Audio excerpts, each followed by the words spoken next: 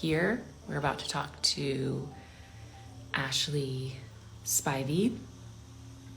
And as I just posted, there were a ton of questions that were submitted to talk about this subject of infertility, unexplained infertility.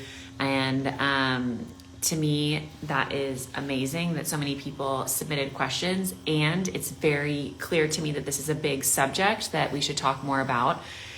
So I just put something on my stories to ask anybody if you guys have specific people that you want to hear from in this space. I know Ashley's going to be an amazing person to talk to that's in this space, and will share her experience. So we'll get to that. But yes, so many questions. How are you? Hi there. I'm great. I'm good. Thank How you are so you much doing? for coming and chatting about this. I know that you're like such a huge voice in this space, so I'm really grateful that you took time to talk about this, especially with how old is your baby now? So especially with a She's 6 6-month-old. months. Yeah, my husband actually came home from work to help Oh me my take care of gosh. her so I Well, could do thank your this husband today. for me because that is so nice. And I know Oh, how yes. crazy the schedule is with a 6-month-old. So I won't take up too much of your time, but I was just saying that I was really like pleasantly surprised at the amount of questions that we had, just of people feeling like they totally relate to the unexplained infertility that you talk a lot about, which we've talked about a variety of different ways of struggling with fertility, and if it's secondary infertility, unexplained infertility, just struggling to get pregnant, stay pregnant. We've talked a lot about that. But when it comes to unexplained infertility, can you talk a little bit about that? Because you have been pregnant 5 times, as you said to me. So the unexplained infertility is a little bit different for you because you're able to get pregnant, but it's different, right? Right. So I can talk about my story. I'll try to keep it brief. Basically, my husband and I started trying to get pregnant in 2019. I was 35 at the time and just very naive about what our chances were. I had a copper IUD. We took that out. I actually got pregnant pretty quickly. But I had a miscarriage at 6 weeks. And then my doctor at the time told me, you should try for about 6 months. If it Mhm. doesn't happen, then we'll talk. I know now that that was bad advice, because after 6 months, I did not get pregnant. I changed doctors who did some tests on me, and I had polyps in my uterus. So Right. those 6 months were a complete wash. There was no way for me to get pregnant while I had those polyps in my uterus. So then I did an unmedicated IUI. And then I did a medicated IUI, and that was actually canceled because COVID started. And in New York, because it was so bad at that time, they canceled fertility treatments. So at that point, my husband and I were just like, we're going to give up for a while. This seems very frustrating. We don't know what's happening. They couldn't tell me why it wasn't happening for us. And then about 2 months later, I felt like I was depressed. I couldn't drink a cup of coffee in the morning, like I wouldn't even finish it. And my sister was in town and she was like, you should take a pregnancy test. That's not like you Mhm. to not drink a cup of coffee in the morning. And so, sure enough, I was pregnant. I was about 2 months pregnant at that time. So I just think that's crazy. Like, I'm sitting here, I'm going through all these fertility troubles. I'm 35, I'm well educated, and I did not Mhm. realize I was 2 months pregnant. So that was with my son CJ at the time. And I had a great pregnancy. There were no issues. I went in for a very routine doctor's appointment at 31 weeks. Um, when I went in for that doctor's appointment, I was so far into my pregnancy that I had started rotating doctors. So I did not see my normal doctor that day. And she mentioned something about him moving 10 times an hour. And like an alarm bell went off in my head. And I was like, I don't think I felt him move that much this morning, but he's not that active in the morning. He's more active at night. And she was like, well, we're going to listen to his heartbeat. As long as his heartbeat's okay, everything should be fine. Again, I know now that was bad advice. She should have sent me to be monitored as soon as I mentioned any sort of decreased movement. So we listened for his heartbeat, totally okay. I went home, I walked my dog, I went to the store, but something kept on telling me that something was wrong. So I called my doctor, who told me I needed to go to the ER immediately and have them do an ultrasound because the next day was Thanksgiving. So I went in, my husband didn't even come with me because I was like, I'm sure everything is fine. And I went in. About 5 hours had passed in between my doctor's appointment and me going to the hospital. And when I went to the hospital, there was no heartbeat. And I mean, I can't tell you how devastating that is, especially knowing that if I just would have acted sooner, if I would have had better education, if I would have had a different doctor, my story could have been different. It's such a heartbreaking, obviously, experience and journey, and you're so brave for being open and sharing that experience, because there are so many people who will benefit from the awareness that you're spreading about this, the education part of it, listening to your gut, trusting your gut, always asking more questions, like you're saying, that you know now. And I think that, the whole experience that you had here, the whole goal now is to create awareness and also educate other women so that doesn't happen to them. Right. Throughout this whole process, whether I've been talking about infertility, whether I've been talking about miscarriage, whether I've been talking about stillbirth, I believe that talking about these things, they've been taboo in our society for so long. And the more we talk about them, we're arming others with that education so that they can advocate better for themselves. And even if a doctor is dismissive of what they're saying, they can get another doctor. They can go ahead and go to the ER. I just want to make sure that people are armed with that knowledge.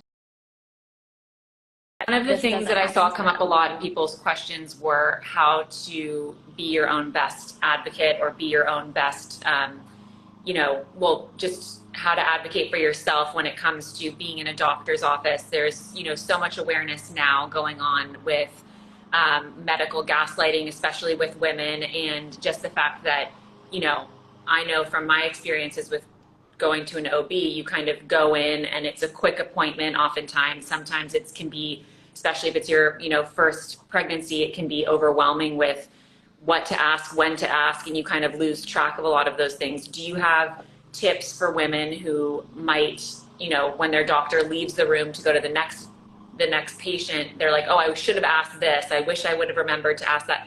Do you have things that you would say for women to kind of be better prepared going into a doctor's appointment to be their own best advocate? There are a ton of great resources online. Especially, I would recommend for everyone to follow my IVF doctor, Dr. Lucky Seacon. She's amazing. You should have her on too. Like I was saying that you were saying you needed some people who would talk about this more in depth. She is a wealth of resources. She does even some funny reels about the whole process. But I would say, spend time online looking for questions that you should ask. Keep them on your iPhone, in the notes section, so that you don't forget. Go through and check every single one of them off. The doctor won't rush you. They're there to answer your questions. And if you feel like they're being dismissive, I would find a new doctor. One thing I think specifically that I went through is because I had experienced so much loss. When I was pregnant with Penny, I was at a different hospital system. And every time I went in for an ultrasound, the ultrasound technician wouldn't immediately say like there was a heartbeat, or wouldn't give me that positive reinforcement that I needed in those sessions, because I would start crying immediately when we would go for the ultrasound. And it didn't get better after like 3 ultrasounds, so much that my husband was getting angry in those sessions. And we actually changed doctors and went to the Rainbow Clinic, which I don't know if you're familiar with the Rainbow Clinic. They actually just opened one in California, but it's specifically for parents and families who have experienced loss. And all of the doctors are trained in better language. They're trained in how to handle these situations so that they don't cause more trauma to these families. And I had the absolute best experience. There is so much, so much awareness around what to say and what not to say. And, people who are being more open with their experiences like you are of, even little things of going into your appointment, those are incredibly stressful. It's, you are anxious during your pregnancy, and you have, of course, a 6-month-old beautiful baby now. But during that pregnancy, we've talked to several people on BDA Baby about being pregnant after loss, and also, after having a traumatic experience like you did. How was that pregnancy for you with your baby now? Like, was that something that you experienced the whole time of constantly feeling anxious? Was there ever a time where you felt like that anxiety lifted, or was that something that you had to experience the whole time?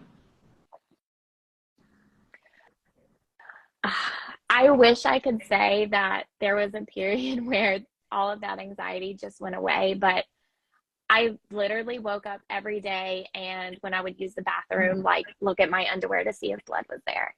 Like every movement I was checking constantly. Like I have to like give a shout out to Count the Kicks. I don't know if you've ever heard about that, but there's an app where you can monitor your baby's movement, whether there's increased movement or decreased movement.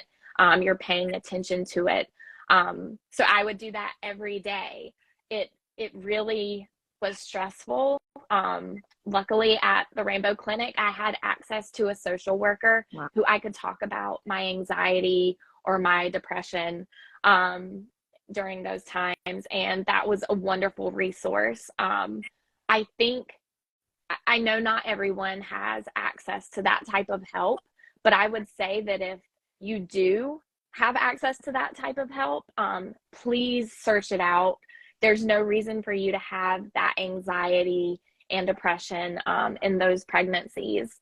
I think that's reason. Really, so what a gift that you were able to have that. There also are, it seems now that people are more open to talking about fertility struggles and also just anxiety in pregnancy, that there's a lot more awareness and conversation, and also curiosity from people who might know someone who's going through that, or know someone either close to them, or somebody says to them, I'm struggling with fertility. In your experience, what would you say are the things to say and things to not say for somebody who's kind of in the thick of fertility journey? I think there are these sayings that people always deploy whenever we're talking about fertility, where they'll be like, oh, just don't stress about it, and it'll happen. Or they're like, just stay positive. And those are not helpful at that time.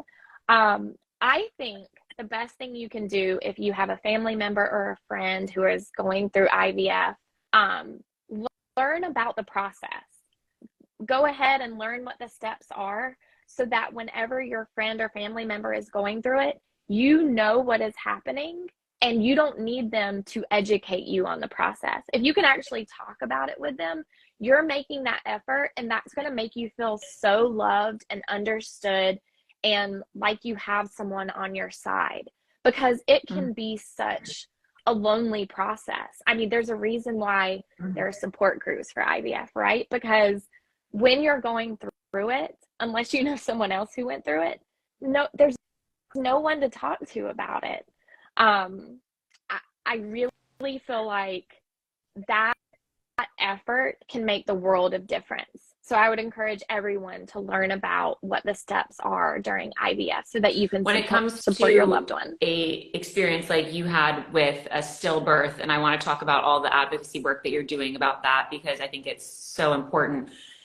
What would you say would be helpful for people who, you know, maybe it's pregnancy loss and not necessarily infertility that somebody's experiencing that's around them, but when it comes to pregnancy loss, we've also talked about that here, and also things to say and things not to say. And oftentimes it can also be very specific to the person and, you know, trigger comments or things that make people uncomfortable when someone's trying to be helpful. Are there things that you would say to people to say or not to say when someone experiences pregnancy loss?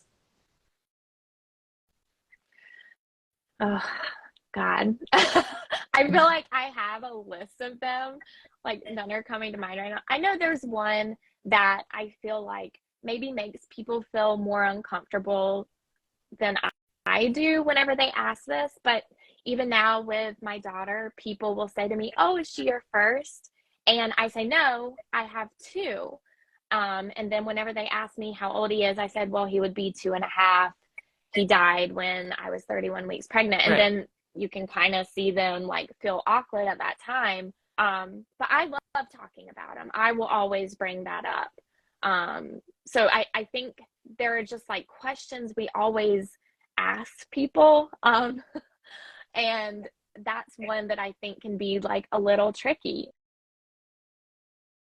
I have I think an IVF highlight in my Instagram where it talks about things you should say or shouldn't say to someone who's going through it.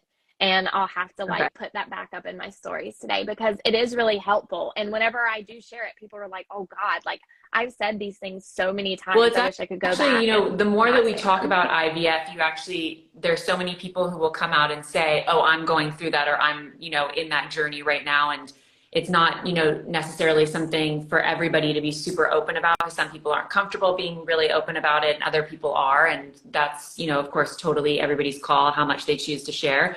But I think the space of either IVF or just fertility struggles is one that, as you were saying, can be so lonely and isolating that anybody like yourself who can be so open and speak about your experience and also give suggestions for those who are looking to be support systems for people, because the last thing that you want to do is, you know, look at a loved one and feel like they're going through something as big as fertility struggles by themselves. Also, a lot of people's questions were how to stay connected in your relationship. This is something that we've also talked a lot about in on BDA Baby, is just how to keep your relationship with your partner when you're having struggles with fertility. Is there anything that you experienced that was really helpful between you and your husband? I think that we still tried to prioritize our love life, whether that was, you know, still going on dates, still having fun together, not just focusing on getting pregnant all the time, because I think you can get really lost in that. When that is your only goal, you can lose sight of each other. So we really tried to keep our relationship alive, not Yeah. just our love life alive. You know what I mean? And Steve is a wonderful partner. Like I couldn't have asked for someone better. Like he understood when there were days where I didn't want to get out of bed. He's been wonderful. And like, even he took off work and came with me to DC whenever we were, doing all the lobbying for the Stillbirth, Prevention Act. And it's just, he's been wonderful. You have to maintain talking to each other and knowing that no matter what happens in terms of your pregnancy journey, that you're going to be okay. The Stillbirth Prevention Act, let's talk about that, because that's, and some people are saying that I'm not letting you finish your answer, but I think there might be a lag time in this.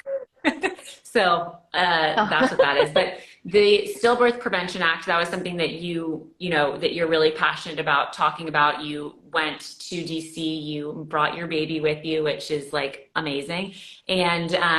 And you talk a lot about that, spreading awareness, being a voice for people in that space. Can you talk a little bit about your work in that space and just about stillbirth prevention? Yeah, of course. Stillbirth is a crisis in this country. I'm not sure if you know, but 21,000 babies are born still every year in the US. That's about 60 babies a day. To put that in like perspective, it's 3 kindergarten classrooms. The rates of stillbirth have not gone down. They've hardly changed within the past 30 years. Stillbirth progress in terms of the US, we're 183rd out of 195 countries. Like, that's shameful. The fact that we are not doing more to prevent something that we know 1 in 4 stillbirths can be prevented. It's especially horrible in the Black community. 1 out of 97 Black families will experience stillbirth. In terms of thinking about problems in pregnancy or even after the baby is born, stillbirth is 15 times more likely than SIDS. When we think about how much education there has been around SIDS and, back is best, or not putting anything in the crib, all these things that are ingrained in our brains, stillbirth is way more likely to happen than SIDS. So there are a couple of steps that we can take to ensure that the stillbirth rates go down, and that is the aim of the Stillbirth Prevention Act and also the Shine for Autumn Act. Both of those, we hope, are going to come up before Congress, and whenever they do, I will have some calls to action on my account if everyone could help support those. But just to talk about what those 2 bills are, the Stillbirth Prevention Act would just add the words stillbirth and stillbirth prevention to Title V of the Social Security Act.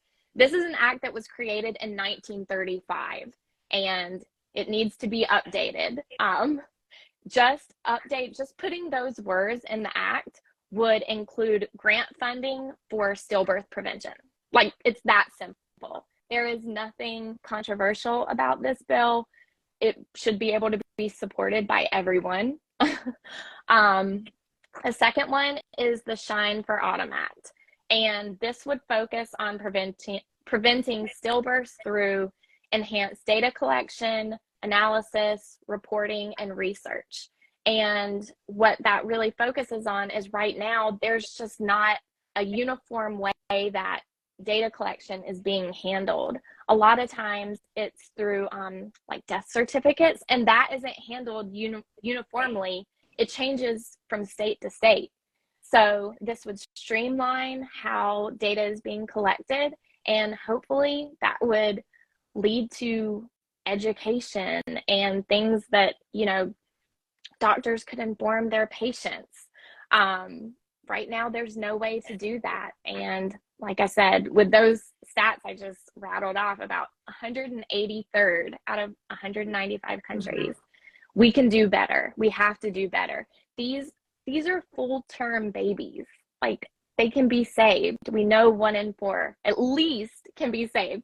This is even with the bad data that we have. Imagine if we had good data. The phrase of it being preventable.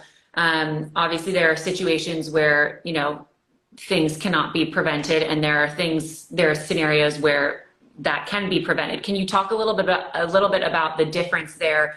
Because I think for people who are either pregnant or are going to be pregnant, the idea that something like this can be preventable, as you were saying, in your experience, there are certain things that you maybe looking back would have done differently. Can you talk a little bit about that part of it? Yes. And if there's anyone who has experienced a stillbirth, I don't want you to feel like this was your fault. There are certain situations where people have used kick monitoring, and that was very helpful to them. So what you want to pay attention to is your baby's movements. There is something that people say that isn't true, which is that your baby moves less the more pregnant you are because they run out of room. That is not true. What you need to do is monitor how your baby moves every day. And if those movements increase significantly or if they decrease significantly, you need to go into your doctor. That's just one part of being able to advocate for yourself, hopefully save your baby. There are a number of other things that other countries are doing.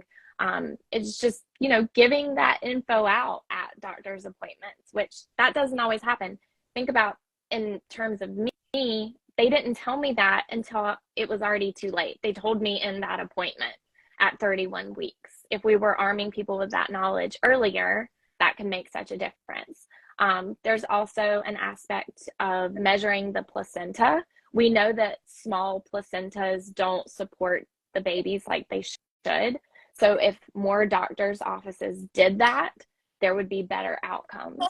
So those are just, two ways. And also, my mom is also commenting a lot here about the NIH is doing a lot. Actually, my grandma has the Eunice Kennedy Shriver Center at the NIH, and they're doing a huge amount of work on all of this, and especially the placenta, which is really exciting to talk a lot about.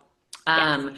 Children, of course, and study children, and also just the placenta, as it is something that is really understudied in general, but knowing the amount that it can help, especially to measure it and check on the placenta throughout pregnancy and how it can support your baby or better support your baby, and making sure that your baby's getting the support that it needs while you're pregnant is really incredible and really amazing. I think that that's something, all of these tools that you're providing for women to, and for their partners, just to be mindful of certain things in their pregnancy, and maybe, take note of certain things that will help situations of preventable stillbirth, of course, and also just, calm people's nerves who have experienced loss or infertility and might be pregnant again in their experience. I see that Stillbirth Mama, there you have a huge community here that is just supporting you, and also so grateful for all the work that you've done.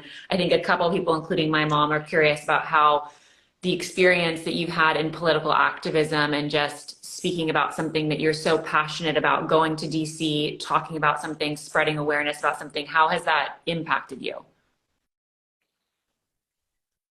Yeah. Sorry, am I crying? Doing this is how I keep my son alive. I can ensure that his memory lives on if I'm still talking about him, if I can help make sure that no one else has to go through this, that other babies may live even though he died. This is how I'm a better mom for him. I'm a better mom for Penny. This is what I was supposed to do after he didn't make it, So I have to make sure that this happens. I'm not going to stop. That's so beautiful. I think there are so many people clearly who are so grateful for your strength and for your advocacy and for you showing up for this community. It's such incredible work that you're doing, and just using your voice for such a powerful cause, and also allowing other people who are experiencing this and feeling really alone and isolated in their journey to feel like they have you as their support system is such a huge gift. And you're doing such amazing work. And I know that some people have asked if we can support when you do post about actionable items. Of course, we will happily make sure that we get as many people to support it as possible, because what you're doing to change language and also spread awareness so people are given information, given tools in their pregnancies and in their journeys is so powerful and so needed. And I'm so grateful that you're so open with your experience. And lastly, before we go, I know you mentioned a couple of resources that are really helpful for people who might be experiencing infertility or have experienced loss at some form in their pregnancy. Can you list any resources that you've found to be incredibly helpful in your experience of your kind of pregnancies and fertility journeys so far? Oh, wow. I have a list Yeah, of that books. would be I can amazing. link those in my stories. Yeah, I'm always someone who kind of likes to escape through reading. So books are definitely where I've turned a lot of times.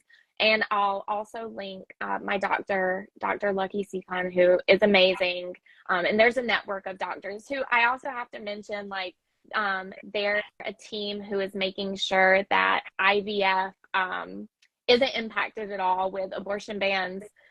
So they're really pushing keeping that safe for everyone who needs to use it. There's 85,000 women a year who are undergoing IVF treatments, and this is something we need to preserve. So I'll link all that in my stories.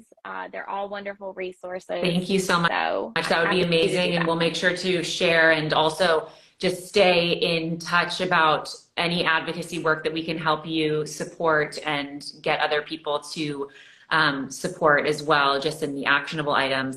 It's such amazing work, again, that you're doing, and things that, as you're saying, this is not a controversial thing of people supporting. This is just supporting people in their journeys to become pregnant, create families, and also in their experiences of loss. So these are all really important things that you're doing, and I'm so grateful that you took time today, and that and for all of the work that you're doing. It's truly amazing. Oh, thank you so much. So there's one thing I just thought that I didn't mention. Also, one thing that I really try to support is paid leave after pregnancy loss. So in my Instagram, I have a highlight for paid leave, and we can't wait on the government to provide national paid leave for pregnancy loss. So I encourage everyone to take a look at my highlight. I have an email that you can petition your HR at your company, so that if women experience a miscarriage, pregnancy loss, like ectopic pregnancy, whatever, they get the time they need to heal. They have the time they need to go to the doctor. 3 days isn't enough. So I have that in my Instagram. And I will also share that we'll repost all of this, of course, in Instagram and also in my newsletter, and we'll put all the links to the email that you are talking about, so people can also go and do that, as well as resources and books and different communities people can choose to be a part of should they be experiencing this or know someone who's experiencing it, so they can be a better support system for people. So we'll put that all in the newsletter as well. And again, Ashley, thank you so much for everything, and congratulations for all the amazing work that you're doing. Thank you so much. Thank you. Have a good day. Talking to me today.